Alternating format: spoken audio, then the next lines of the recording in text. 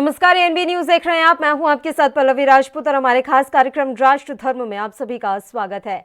आज नए साल का पहला दिन है और कोरोना वैक्सीन को लेकर आज एक अच्छी खबर सामने आई है। आपको हम बता दें कि कल से ड्राई रन तो कोरोना टीका का शुरू हो ही रहा है। इस बीच बताया जा रहा है कि सीरम इंस्टीट्यूट की जो कोरोना वैक्सीन है उसे आपात मंजूरी मिल गई है। आपको इससे पहले हम ये भी जानकारी दे दें कि कोरोना वायरस की वैक्सीन को लेकर सरकार भी काफी तैयारी में नजर आ रही है। देश में टीकाकरण की योजना बनाई जा रही है।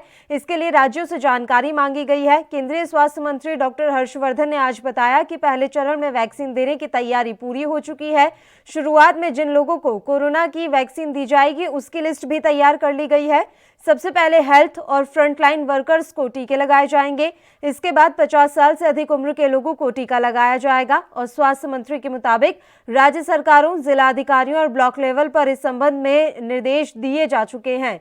सभी को ग्राउंड स्टाफ, लॉजिस्टिक्स को दुरुस्त करने के लिए कहा गया है ताकि एक बार वैक्सीन का जो टीकाकरण अभियान शुरू हो उसमें फिर आने वाले समय में कोई परेशानी ना आए। वहीं कोल्ड स्टोरेज सिस्टम को दुरुस्त करने की तैयारी चल रही है। साथ ही सिरिंज और बिजली व्यवस्था को बेहतर करने पर भी जोर दिया जा रहा है। जिले से ब्लॉक लेवल तक इसके लिए तैयारी की जा रही है। टीकाकरण अभियान के लिए लोगों को ट्रेनिंग भी दी जा रही है। आपको बता दें कि केंद्रीय स्वास्थ्य मंत्री डॉक्टर हर्षवर्धन ने आज कोविड-19 टीकाकरण अभियान के ड्राई रन की तैयारियों का जायजा लिया।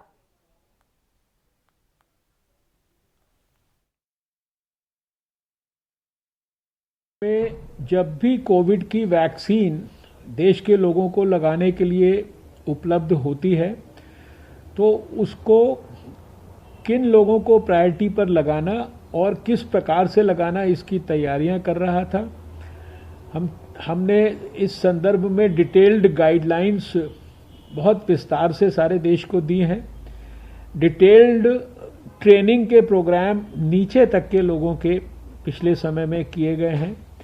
पिछले सप्ताह देश में 4 स्टेट्स में एक मॉक एक्सरसाइज लगभग 50 सेंटर्स के ऊपर की गई है और उसी की कंटिन्यूटी में कल 2 जनवरी को सारे देश में विशेष रूप से राजधानियों में और जहां पर भी स्टेट्स के लोग और डिस्ट्रिक्ट्स में, डिफिकल्ट डिस्ट्रिक्ट्स में करना चाहें वहां पर एक मॉक ड्रिल, उसको ड्राई रन कहिए, ट्रायल रन कहिए, वैक्सीन को देने के संदर्भ में किसी भी प्रकार की कोई भी इम्प्लीमेंटेशन में कमी ना रहे, वो कल होने जा रहा है।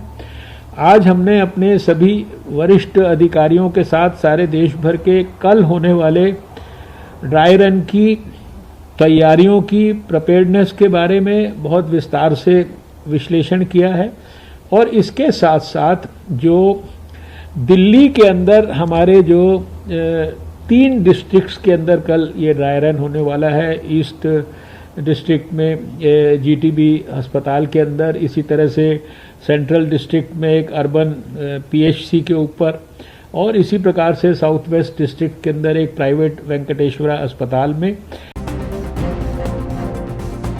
भारत में कोरोना वैक्सीन के बारे में एक बहुत ही अच्छी खबर आई है। भारत में कोरोना वैक्सीन कोविशील्ड को मंजूरी दी गई है। कोविशील्ड वैक्सीन को भारत में आपातकालीन उपयोग प्राप्त हुआ है। कोरोना टीकाकरण अभियान भारत में 6 जनवरी से शुरू किया जाएगा। सीरम इंस्टीट्यूट ऑफ इंडिया में किए जाने वाले कोविशील्ड वैक्सीन को केंद्रीय ड्रग्स स्टैंडर्ड कंट्रोल ऑर्गेनाइजेशन की विशेषज्ञ समिति द्वारा अनुमोदित किया गया है। हालांकि कोविशील्ड वैक्सीन को ड्रग कंट्रोलर ऑफ इंडिया से अंतिम स्वीकृति मिलना अभी बाकी है। भारत का सीरम संस्थान भारत में ऑक्सफोर्ड एस्ट्राजेनेका वैक्सीन तैयार कर रहा है और आपको ये जानकारी दे दें कि सीरम इंस्टीट्यूट ऑफ इंडिया ने भारत के ऑक्सफोर्ड के कोविड-19 वैक्सीन कोविशील्ड के आपातकालीन उपयोग के लिए औपचारिक सहमति प्राप्त करने के लिए 6 दिसंबर को भारतीय ड्रग्स कंट्रोलर जनरल को आवेदन किया था। इससे पहले भारतीय ड्रग कंट्रोलर ने संकेत दिया था कि कोविड-19 वैक्सीन भारत में नए साल में आ सकती है और साल के पहले दिन ही कोविड-19 वैक्सीन को लेकर ये अच्छी खबर मिली है। पुणे के सीरम इंस्टीट्यूट ऑफ इंडिया में बड़े पैमाने पर कोरोना वैक्सीन कोविड की खुराक पर लगभग 5 करोड़ खुराकें तैयार की गई हैं। सीरम इंस्टीट्यूट ऑफ इंडिया ने अब तक ऑक्सफोर्ड एस्ट्राजेनेका कोविड-19 वैक्सीन की लगभग 5 करोड़ खुराक का उत्पादन किया है। कंपनी ने 28 दिसंबर को कहा कि उसका लक्ष्य अगले साल मार्च तक 100 मिलियन खुराक का उत्पादन करना है।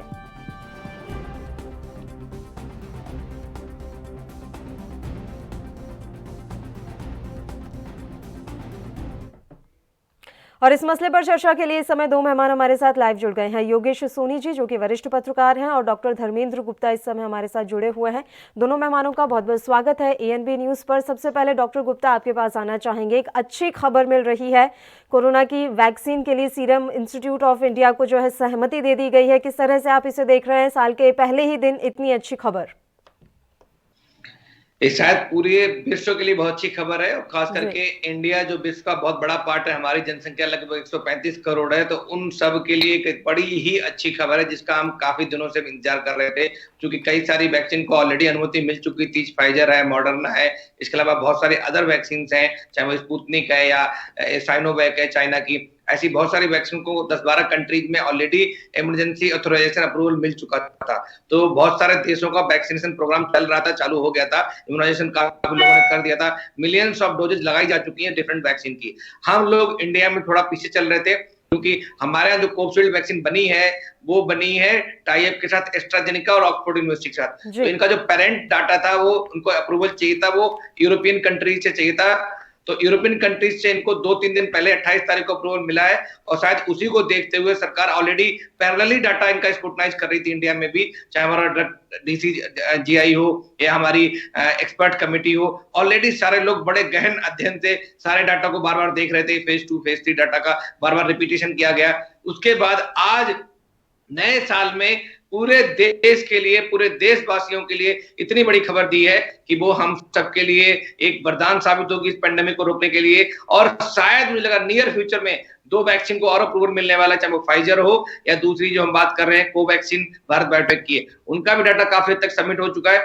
और सरकार ने एक और नया ऐलान किया है, शायद मैं आपको बताना चाहूंगा आपके चैनल के माध्यम से, कि इंपोर्ट और एक्सपोर्ट पे कोविड वैक्सीन के वो अलाउ कर दिया गया है। मतलब आप कोविड वैक्सीन को इंपोर्ट भी कर सकते हो, कहीं से बाहर से मॉडर्ना मंगानी हो, फाइजर मंगानी हो, या आपको एक्सपोर्ट करना हो, कोविशील्ड को एक्सपोर्ट करना हो। बहुत सारे देशों का टाई अप हुआ है सीरम इंस्टीट्यूट ऑफ इंडिया का, जो खास करके अफ्रीकन कंट्री है, गरीब कंट्रीज है, उनमें ये लोग सप्लाई करेंगे। 50% इनकी मैन्युफैक्चरिंग का इंडिया में सप्लाई होगा और 50% they will supply to other countries. तो इसलिए एक नया ये भी इनिशिएटिव है कि सरकार ने ऑलरेडी प्लेटफॉर्म सबके रेडी कर दिए हैं, सिर्फ टेक ऑफ बाकी था।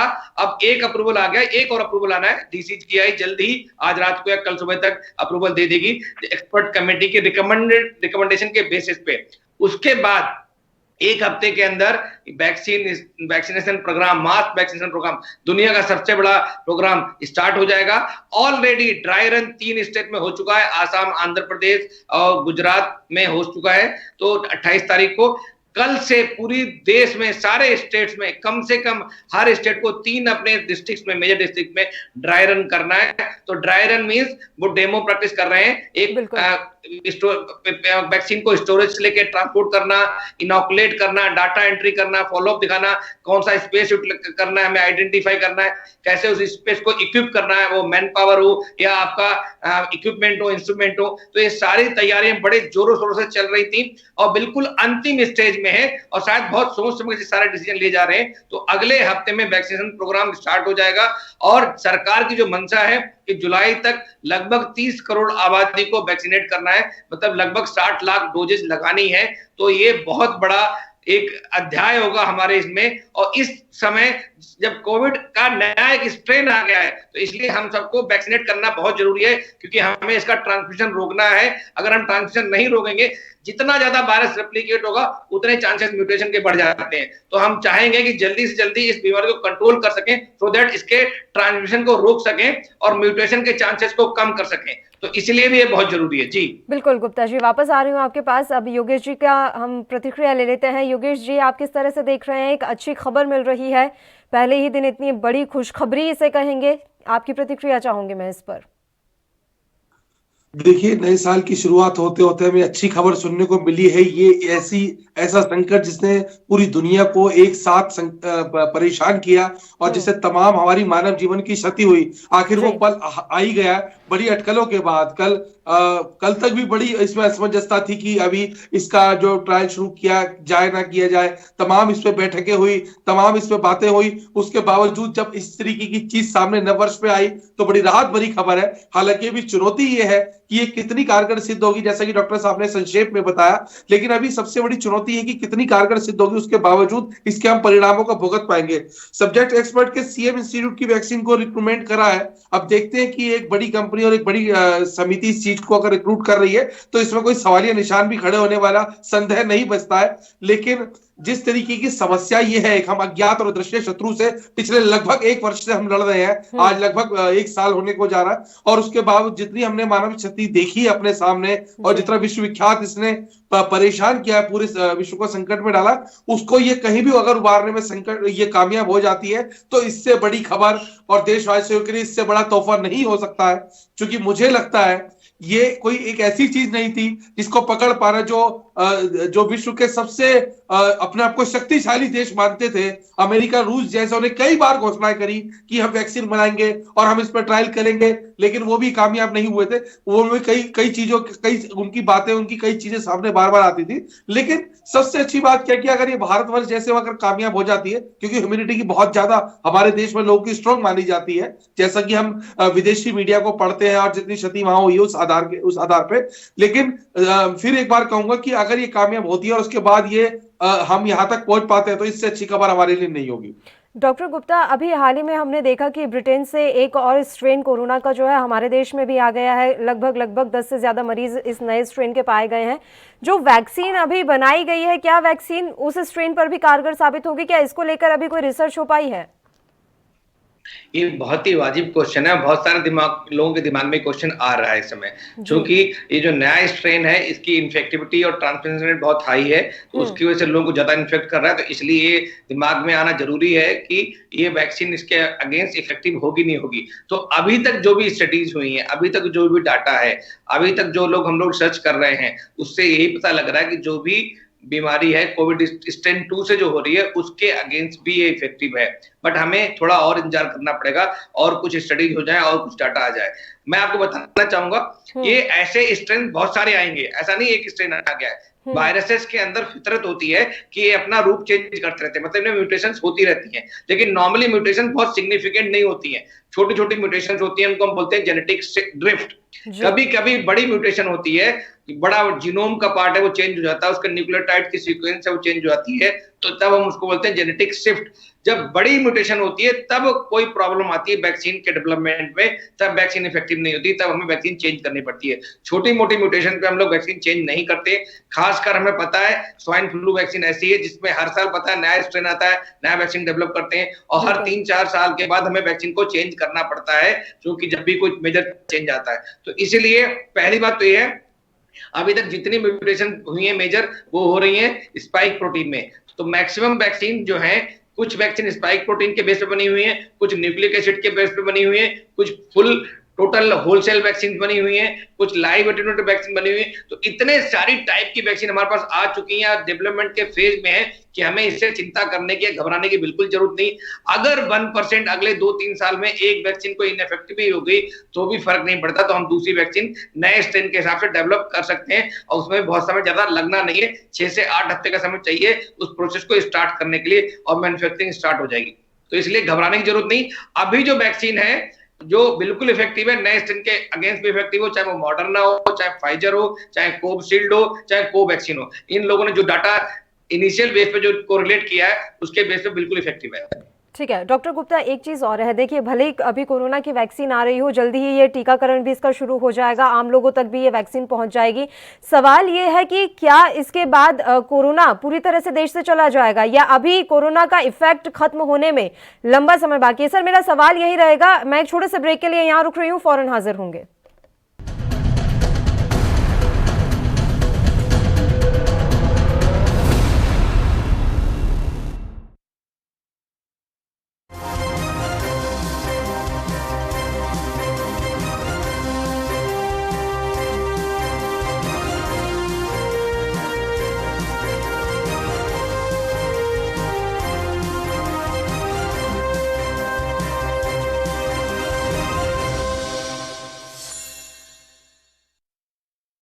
क्या आप दुबले पतले कमजोर हैं, आपकी सेहत नहीं बनती?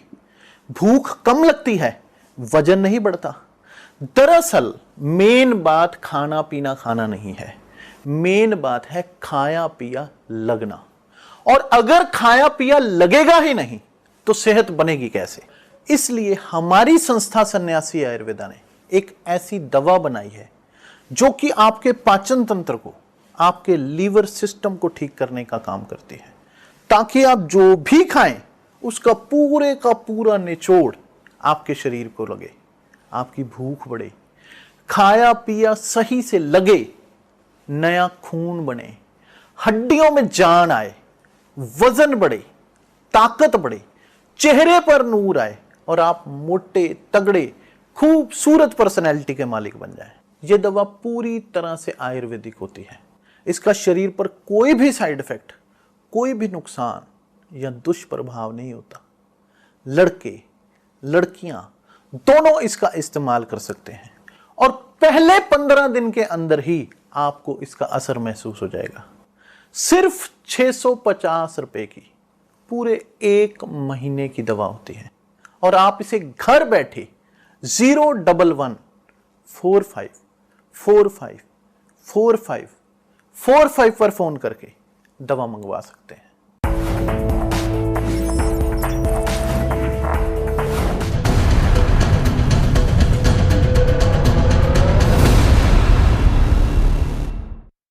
ब्रेक के बाद एक बार फिर से आप सभी का स्वागत है। आप राष्ट्र धर्म देख रहे हैं और कोरोना की वैक्सीन को लेकर आज राष्ट्र धर्म में बातचीत हो रही है। खुशखबरी आई है कि कोरोना की वैक्सीन को मंजूरी मिल गई है और इसी पर चर्चा हो रही है। दोनों मेहमान लगातार हमारे साथ जुड़े हुए हैं। डॉक्टर गुप्ता, आपका ही रुख करना चाहूंगी। ब्रेक पर जाने से पहले मैंने सवाल पूछा था कि अभी ये कोरोना का जो टाइम है और कितना लंबा चलने वाला है।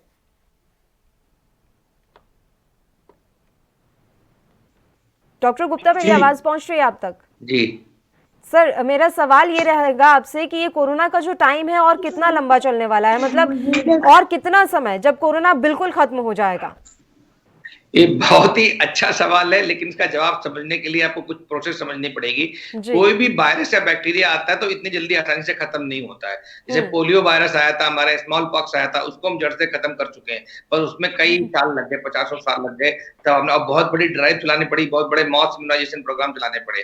तो पहले हम किसी बीमारी को कंट्रोल करते हैं, फिर एलिमिनेट करते हैं, फिर एरेडिकेट करते हैं। कंट्रोल मतलब कि जैसे अभी हमारा पहला एम होना चाहिए कोरोना को कंट्रोल करना है, इसका ट्रांसमिशन रेट या इन्फेक्शन रेट बहुत कम हो जाए। जैसे स्वाइन फ्लू है कि साल 2 साल में 2-4 केसेस होते हैं किसी शहर में, उसके बाद खत्म हो जाता है, नहीं होते। तो पहले तो हमें कंट्रोल करना है सो दैट ट्रांसमिशन रेट कम हो जाए, लोगों में जो भय है वो खत्म हो जाए, लोगों को बेड मिलना आसान हो जाए, बीमार पड़े तो उनको दिक्कत ना हो बेड का मिलने में, तो कंट्रोल करना। दूसरा होता है एलिमिनेट करना, मतलब मीन्स एक बड़े जियोग्राफिकल एरिया से एलिमिनेट करना, किसी देश से एलिमिनेट कर दिया, किसी बड़े प्रदेश से एलिमिनेट कर दिया, तो उसके लिए भी बहुत बड़ी वैक्सीन ड्राइव चलानी पड़ती है, तब जाके होता है, हार्ड इम्यूनिटी डेवलप होती है, उसके बाद होता है।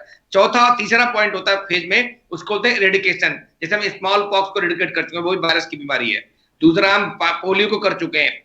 तीसरा जो नंबर है मीजल्स का है। तो इरेडिकेशन में तो टाइम लगेगा, वायरस तो आ गया, बट हम ये मानते हैं अगले 8-9 महीने में इस साल में कंट्रोल हो जाएगा। ये ईयर हमारे लिए बहुत अच्छा भाग्यशाली ईयर है। पहले दिन वैक्सीन मिल गया हम लोगों को और अब जो पहले वाला डर था वो कम हो गया है, ठीक है। दूसरा जो है, इतना बड़ा फर्टिलिटी रेट इसका इंडिया में नहीं है, इसका एक्चुअल फर्टिलिटी रेट 0.5 से भी कम होगा, क्योंकि हमें बहुत सारे पता नहीं लगते। बहुत सारे ऐसे लोग हैं जो एसिम्प्टोमेटिक लोग हैं, जो इन्फेक्ट हो जाते हैं और ठीक हो जाते हैं, तो इसलिए इसका फर्टिलिटी रेट बहुत कम है, तो इसलिए चिंता वाली बात नहीं है। बस हम सबको क्या करना चाहिए, अगर वैक्सीन आ गया है तो सबको वैक्सीन लगाना चाहिए, खास करके मीडिया को, प्रिंट मीडिया, इलेक्ट्रॉनिक मीडिया, बुद्धिजीवी, नेतागण, धर्मगुरु, इन सबको सपोर्ट करना चाहिए। हमारे यहाँ क्या है, लोग इसका गलत उपयोग करते हैं, लोग भ्रम फैलाते हैं, लोग कंफ्यूजन क्रिएट करते हैं अपनी टीआरपी बढ़ाने के लिए। तो हम मैं रिक्वेस्ट करूंगा, चाहे वो धर्मगुरु हो, चाहे बुद्धिजीवी हो, चाहे पॉलिटिशियन हो, चाहे मीडिया हो, सब लोग इस मुहिम को सपोर्ट करें, सो दैट मैक्सिमम लोग अगले 6-8 महीने में वैक्सीन ले लें। और इस वैक्सीन लगने से फायदा होगा, अगर 30-40 करोड़ लोगों को वैक्सीन लग जाती है, इससे ज्यादा लोग इन्फेक्ट हो चुके हैं ऑलरेडी, तब तक और भी इन्फेक्ट हो जाएंगे, तो जुलाई-अगस्त तक हार्ड इम्यूनिटी आ जाएगी और फिर वो कंट्रोल हो जाएगा। जो पहला एम और ऑब्जेक्टिव है हमारा, वो पूरा हो जाएगा। उसके बाद हम एलिमिनेट करने की इसकी सोचेंगे, उसका रोड मैप बनाएंगे कैसे हमें इसको एलिमिनेट करना है। बिल्कुल जी। योगेश जी, देखिए बहुत अच्छी बात यहाँ डॉक्टर साहब ने कही है कि जिस तरह से ये भ्रम फैलाया जाता है, बीच में भी बहस छिड़ गई थी कि वैक्सीन में चर्बी का इस्तेमाल हो रहा है, हम ये वैक्सीन नहीं लगवाएंगे। इस तरह की बातें वाकई में गलत भी है, देखा जाए तो ये भ्रामक जानकारियां क्यों फैलाई जा रही हैं? और वैक्सीन को धर्म से जोड़कर देखना, ये किस तरह का लॉजिक हुआ?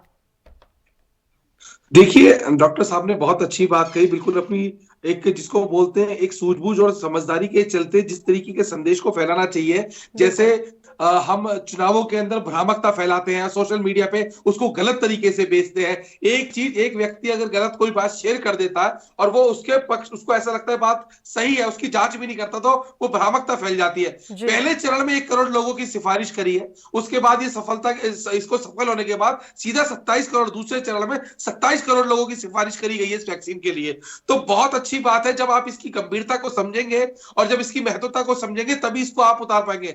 इस पे राजनीति करना, भ्रामकता फैलाना और लोगों को बिना वजह जिसको बोलते हैं भड़काना या इसमें कोई धार्मिक वो लगा देना, ये कहीं ना कहीं हमारे देश में विडंबना भी है। और डॉक्टर साहब ने बहुत अच्छी बात करी, जो इल्तिजा करी आपके चैनल के माध्यम से। मैं डॉक्टर साहब की बात को पूर्ण रूप से सहमत हूं और मैं भी इस बात को कहूंगा कि इस तरीके की कोई भी भ्रामकता ना फैलाए, जिससे आपका जो नुकसान होना, जो फायदा होना, वो नुकसान में बदल जाए। आपको फायदा मिले ना मिले एक छोटी बात होती है, लेकिन आपका फायदा आपको नुकसान में बदलना, और जब बात एक जिंदगी की होती है और उसकी अगर उस पर राजनीति होती है तो वो कहीं ना कहीं दुर्भाग्यपूर्ण होती है। मुझे लगता है कि इसको बड़े सुचारू रूप से संचालित होना चाहिए। और पहला, योगेश जी, आप वरिष्ठ पत्रकार होने के नाते पैनल में बैठे हुए हैं, मैं एक चीज और आपसे कहना भी चाहूंगी और ये बात समझना भी चाहूंगी, वाकई में आपको लग रहा है कि इस मसले पर सियासत नहीं होगी?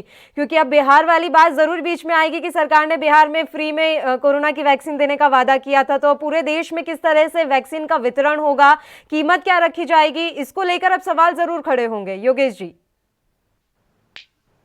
देखिए, अभी इसके विषय में कोई जानकारी नहीं मिली है किसी प्रकार की, और जब सरकार इस नेशनल लेवल पे काम करती है और ये इंटरनेशनल मुद्दा है, तो निश्चित तौर पे जो इसके दाम है, इसकी प्राइस की जो आप चर्चा कर रहे हैं, कोई कॉस्टली नहीं होंगे, क्योंकि ये एक विश्व विख्यात बीमारी है और ये एक जिसको बोलते हैं नेशनल स्तर पे संकट जो आया है, इसकी कॉस्ट कोई ज्यादा डरने घबराने वाली नहीं है कि इसको एक वर्ग लगवा पाएगा, दूसरा वर्ग नहीं लगवा पाएगा। ऐसे ही आपके जो प्रश्न से संबंधित एक बात और बताता हूं, कोरोना टेस्ट जो फ्री में हुए तो तमाम हॉस्पिटल्स ने उसके अलग अलग अपने हिसाब से चार्जेस करे। ऐसा मुद्दा मैंने एक रिपोर्टिंग के दौरान अपनी में देखा एयरपोर्ट पे, जहां पर वो कोरोना की जांच के पैसे ले रहे थे, 5-5 हजार रुपए वहां पर लिए। तो ये सब चीजें हैं, इसमें सरकार को एक कमेटी गठित करके इसमें निगाह रखनी पड़ेगी कि इसमें कोई ब्लैकमेलिंग या इसमें कोई इस तरीके की चीजें ना हो। ये बहुत एक बहुत अच्छा आपने प्रश्न किया और मुझे लगता है आपके चैनल के माध्यम से एक बात पहुंचे कि हर चीज की पूर्ण रूप से जानकारी लेने के बाद ही उस बात को आगे बढ़ाया जाए। बिल्कुल। डॉक्टर गुप्ता, मेरा आखिरी सवाल है आपसे, स्टोरेज और टेम्परेचर को लेकर पहले काफी इशू आ रहा था वैक्सीन के, तो क्या अभी वो इशू पूरी तरह से सॉर्ट आउट हो चुका है? अब टेम्परेचर और स्टोरेज को लेकर कोई प्रॉब्लम तो नहीं होगी आने वाले समय में? नहीं, इसमें मैं आपको बताऊंगा, इशू डिपेंड करता है हम कौन सी वैक्सीन यूज कर रहे हैं और कौन से प्लेस पे, किस स्थान पे यूज कर रहे हैं। जो हमने अभी अप्रूवल मिला है, कोविशील्ड को जो अप्रूवल मिला है, वो वैक्सीन 2 to 8 डिग्री पे स्टोर की जा सकती है और उसको हम हर जगह फ्रिज में, कहीं भी गांव में, ब्लॉक में, शहर में, कस्बे में रख सकते हैं। और ऐसी वैक्सीन हम ऑलरेडी पिछले 40 साल से यूज कर रहे हैं अपने यूनिवर्सल इम्यूनाइजेशन कवरेज प्रोग्राम में। वो हमारे ASHA worker, ANM, GNM, doctors, nursing staff, pharmacist, उनको सबके इसके बारे में जानकारी है कि कैसे इसको स्टोरेज करना है, कैसे इसको ट्रांसपोर्ट करना है और कैसे डॉक्टर्स को या नर्सेज को कैसे इनॉकुलेट करना, कैसे इंजेक्शन लगाना है इसका। तो इस बारे में कोई कंफ्यूजन नहीं। हाँ, कंफ्यूजन हुआ था कब? जब फाइजर और मॉडर्ना जैसी वैक्सीन आई है, उनको पता लगा कि फाइजर को -70 और -20 डिग्री सेंटीग्रेड पे रखते हैं दोनों वैक्सीन को। उन वैक्सीन को हैंडल करने में थोड़ा दिक्कत हो सकती है, बिकॉज वो डेडिकेटेड या सोफिस्टिकेटेड वैक्सीन है और उनको कोल्ड चेन उनके लिए बहुत इंपॉर्टेंट है, वो भी -70 डिग्री या -40 डिग्री की। तो ऐसे वैक्सीन अगर हम इंडिया में इंपोर्ट करते हैं, खास करके ऐसा क्लास जो अफोर्डिंग क्लास है उनके लिए हम इंपोर्ट कर सकते हैं, तो उन वैक्सीन को हमें खास करके मेट्रो शहरों में, बड़े शहरों में रखना पड़ेगा, या प्राइवेट हॉस्पिटल जो इक्विप्ड है इस तरह की स्टोरेज की क्षमता के साथ, तो वहीं पे अलाउ करना चाहिए। क्योंकि इतना बड़ा मास इम्यूनाइजेशन प्रोग्राम है, एक वैक्सीन कंपनी, चाहे वो कोविशील्ड हो, AstraZeneca serum institute of India की, या कोवैक्सीन हो भारत बायोटेक की, या जाइडस का तीसरा नाम चल रहा है वो हो, या कोई नई इंडियन वैक्सीन है स्पुतनिक वैक्सीन जो रशिया वाले बना रहे हैं, डॉक्टर रेड्डी बना रहे हैं, कोई भी एक या दो मैन्युफैक्चरर इतनी बड़ी जनसंख्या को वैक्सीन सप्लाई नहीं कर सकते। इसके अलावा ये लोग अपने यहाँ भी वैक्सीन सप्लाई करेंगे और विदेशों में करेंगे, क्योंकि भारत जो है दुनिया का सबसे बड़ा वैक्सीन प्रोडक्शन हाउस है, तो इसलिए बाहर भी सप्लाई करेंगे। तो इसलिए हमें कई सारी जो वैक्सीन कंपनियां उनसे टाई अप करना पड़ेगा, चाहे वो मॉडर्ना हो, चाहे वो फाइजर हो, चाहे स्पुतनिक हो, चाहे जॉनसन हो, चाहे साइनोवैक हो, इवन सारी बड़ी कंट्रीज जहां पे अच्छी वैक्सीन डेवलप हो गई है उन सबको अलाउ करना चाहिए। गवर्नमेंट ने आज अलाउ कर भी दिया। गवर्नमेंट ने इंपोर्ट और एक्सपोर्ट कोविड वैक्सीन दोनों को अलाउ कर दिया। इसका मतलब गवर्नमेंट की मंशा यही है कि वैक्सीन जो बाहर अच्छी वैक्सीन बन रही हैं वो भी आ जाए पैरेलली, और गवर्नमेंट मुझे लगता है शायद जुलाई तक या उससे पहले ही private hospitals, private clinic, private doctors को भी कोलैबोरेट करेगी, क्योंकि पता है हमारे देश में जो 80%, 70-80% जो इंफ्रास्ट्रक्चर है, चाहे वो मैन पावर हो, डॉक्टर हो, नर्सेस हो, पैरामेडिकल स्टाफ हो, हॉस्पिटल्स हो, बेड्स हो, क्लिनिक्स हो, ये प्राइवेट सेक्टर द्वारा संचालित होते हैं। तो इन लोगों को जब तक हम कोलैबोरेट नहीं करेंगे, इनसे टाई अप नहीं करेंगे, तो इतना बड़ा वैक्सीनेशन प्रोग्राम सक्सेसफुल नहीं होगा। तो मोस्ट प्रोबेबली अगले कुछ समय, 1 महीने में कुछ प्राइवेट वैक्सीन को भी लागू हो जाएगा। बताई जा रही है कि इस साल कोरोना की जो ये वैक्सीन है इसका बहुत ज्यादा प्रोडक्शन होगा और हमारे देश के साथ ही दूसरे देशों में भी इसकी सप्लाई होगी। आप दोनों मेहमानों का बहुत बहुत शुक्रिया, तमाम चर्चा के लिए आप हमारे साथ जुड़े। तो ये अच्छी खबर ये नया साल लेकर आया है। कोरोना की वैक्सीन को आपातकालीन इस्तेमाल के लिए मंजूरी मिल गई है और अब इसका ट्रायल भी शुरू होने वाला है। इसी के साथ राष्ट्र धर्म में इतना ही। मुझे दीजिए इजाजत। देश प्रदेश की तमाम ताजा खबरों के लिए आप बने रहिए हमारे साथ। नमस्कार।